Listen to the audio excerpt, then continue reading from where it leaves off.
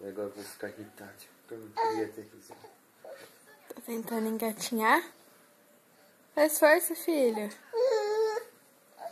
Empurra. Como que anda? Assim, mãe, que anda.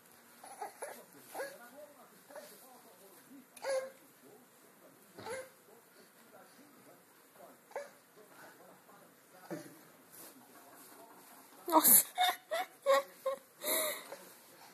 Volta. Onde você pensa que você vai? Onde você vai, menino? Não sei, pai. Acho que lugar nenhum.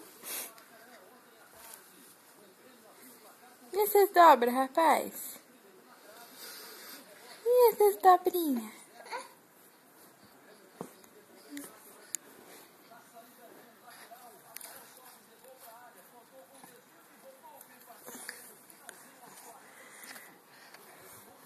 Que coisa boa essa mãozinha. A TV. É, a TV.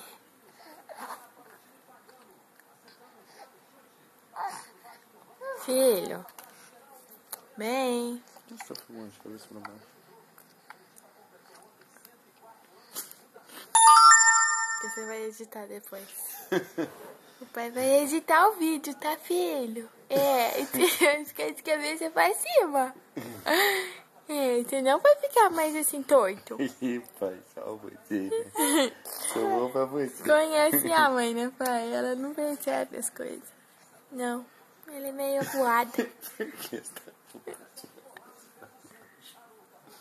Se eu virar ao contrário, vai piorar, né? Na hora de editar, se eu fizer assim. Isso, se fizer assim vai piorar, então não faz, tá? Xiii! Deu problema, mãe. Vamos virar ao contrário de novo. Pronto. Agora eu tô bonita. Agora eu tô de cabeça pra cima. Agora eu tô gordinho. Oh. Que susto. Meu pai. Um bobo. Assim. Beijo do gordo.